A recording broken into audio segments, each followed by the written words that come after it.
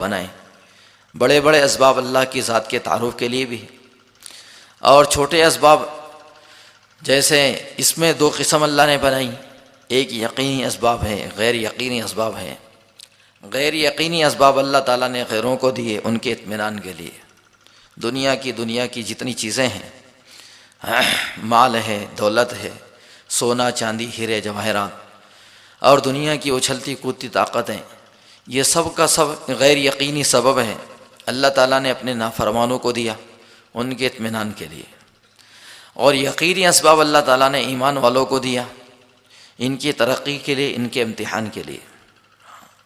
یقینی اسباب کیا ہیں؟ کہ اللہ کا محبوب دین ہے اور دین کے سارے اعمال ہیں، یہ سب یقینی اسباب ہیں، اور اللہ تعالیٰ نے یہ ہماری ترقی کے لیے دیا۔ اس میں امتحان بھی ہے، خلق الموت والحیات لیبلوکم ایکم احسن عملا۔ اللہ تعالیٰ فرما رہے ہیں ہم جانچنا چاہتے ہیں کہ کون اچھے عمل کر کے آتا ہے۔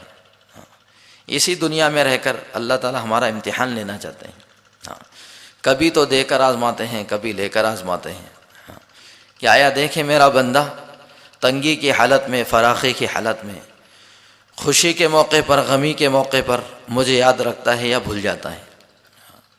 تو یقینی اسباب اللہ تعالیٰ نے ایمان والوں کو دیے ان کی ترقی کے لیے۔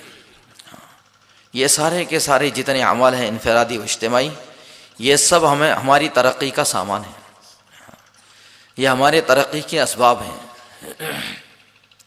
جس کو حضرات صحابہ کرام رضوان اللہ علیہم اجمعین نے اپنی زندگیوں کے اندر اپنایا۔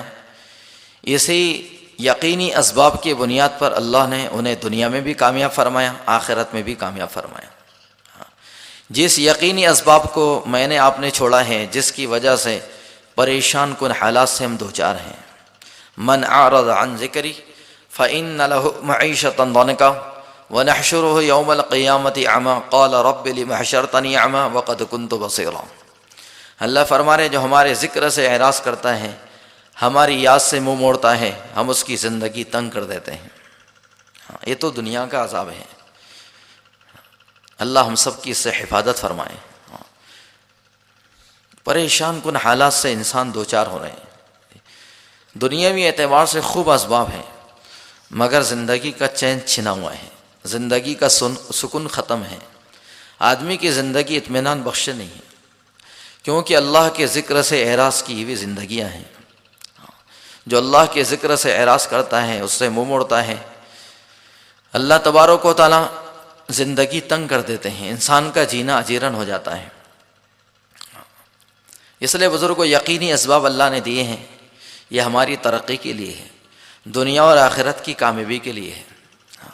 پچھلے زمانے میں جو لوگوں کو اللہ نے کامیاب کیا، ان کی کامیابی کی بنیاد یہ یقینی اسباب تھے جس کو انہوں نے اپنایا تھا، اور اللہ نے پچھلے زمانے میں جن لوگوں کو ناکام کیا، وہ ان یقینی اسباب کو زندگی کے اندر نہ اپنانے کی بنیاد پر کیا ہے، کہ غیر یقینی اسباب ان کے زندگیوں میں تھے، خوب دنیا کی ثروتیں، فرحتیں اور دنیا کے سارے لوازمات اور دنیا کے سارے اسباب، دنیا کی ساری چیزیں ان کے پاس تھیں، مگر اللہ کا حکم نہیں تھا، وقت کے نبی کی بات کو تسلیم نہیں کیا، اللہ تبارک و تعالیٰ نے انہی سارے نقشوں میں رکھ کر ان کو ناکام کر دیا، ہمیشہ کے لیے ذلیل و خوار کر دیا اور نیست نابود کر دیا۔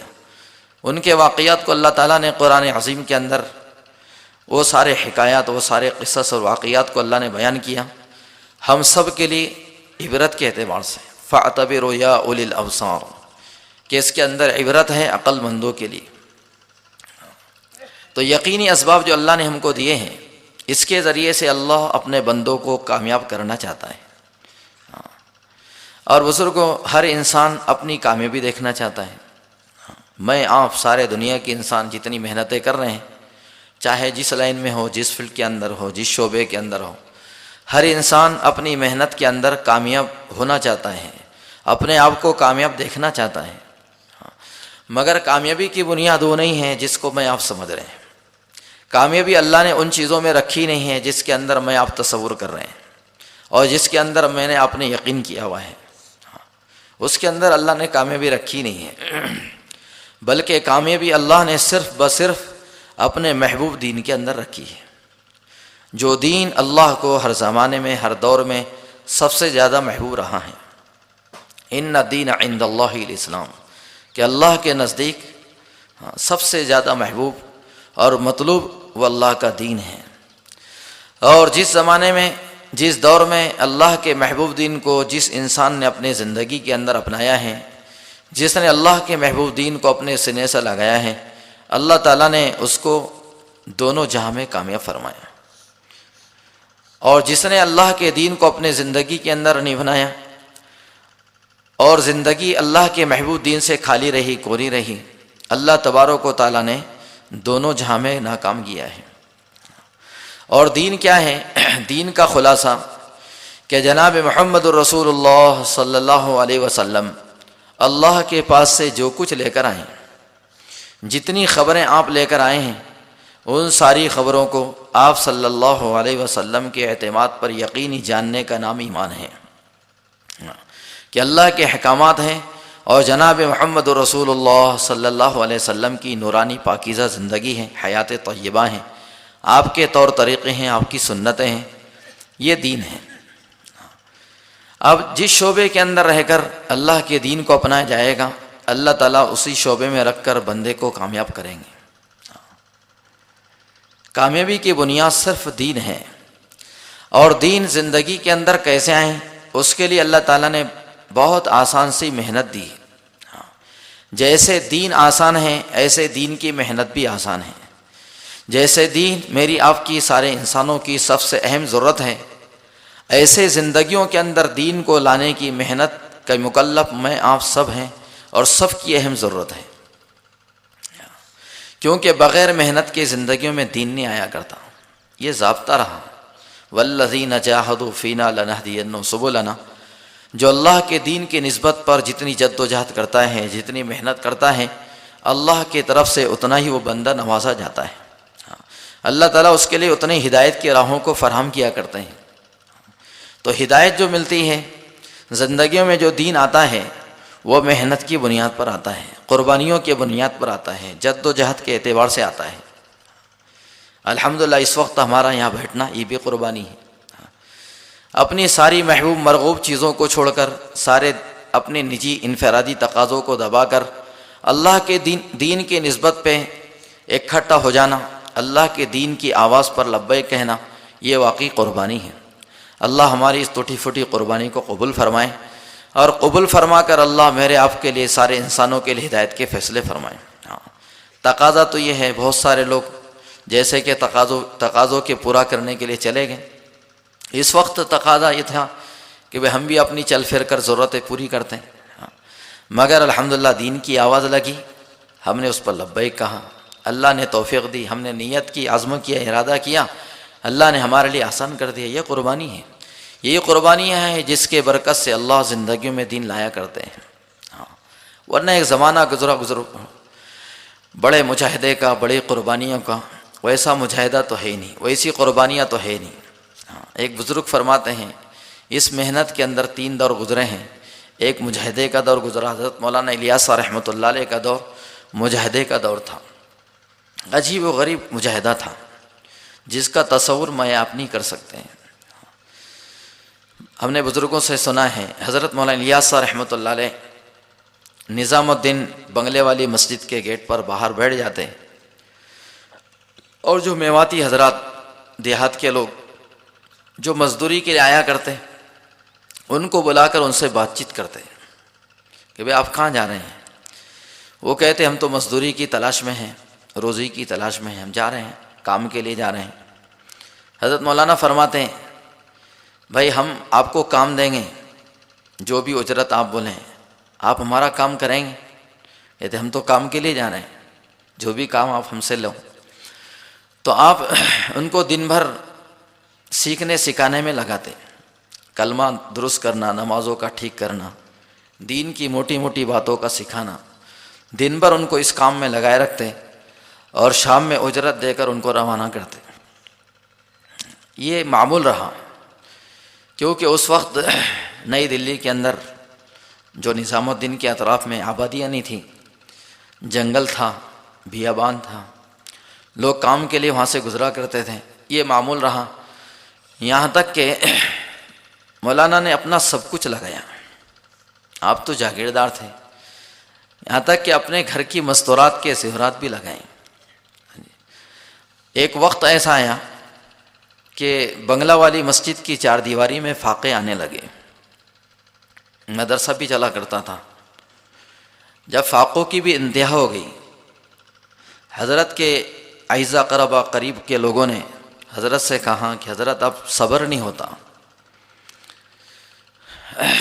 2 دن کے 3 دن کے فاقے ہو رہے ہیں۔ ایک مرتبہ حضرت مولانا نے کہا، وجدی کیفیت میں آ کر جب انتہا ہو جاتی ہے اور قربانی بزرگوں ایک سطح پر پہنچ جاتی ہے، پھر اللہ کی طرف سے بھی مدد کے نصرت کے معاملے ہوتے ہیں۔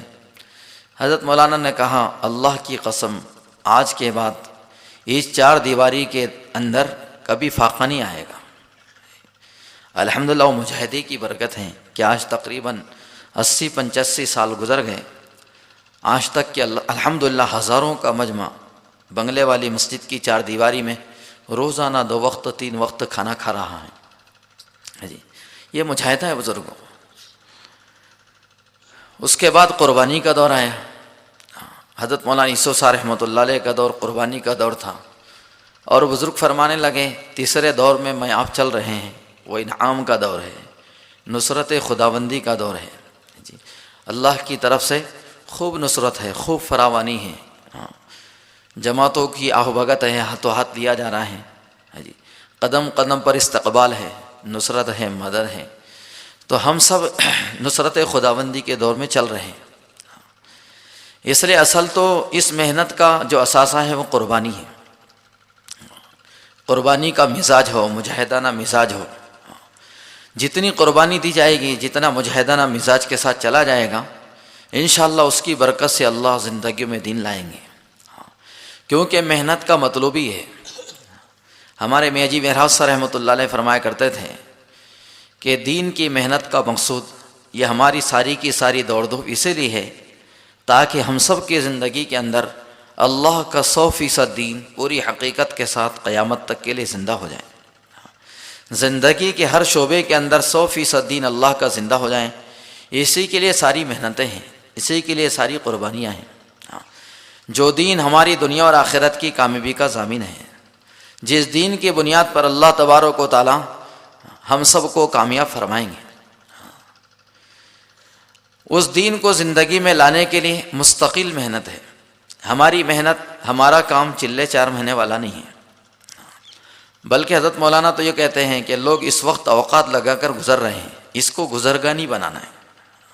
چلہ لگا لو گزر جاؤ، 4 مہینے لگا لو گزر جاؤ، یہ گزرگاہ نہیں ہے، تو مستقل کرنے کا کام ہے، کیونکہ بزرگوں اعتبار خاتمے کا ہے، جس کا خاتمہ بالخیر اس کی ساری ہی چیزیں بخیر جی، کہ ہمارا خاتمہ صحیح ہو جائے، ایمان پر ہمارا خاتمہ ہو جائے، آخری وقت میں زبان سے کلمہ لا الہ الا اللہ محمد الرسول اللہ نکل جائے، اسی کے لیے ساری محنتیں ہیں۔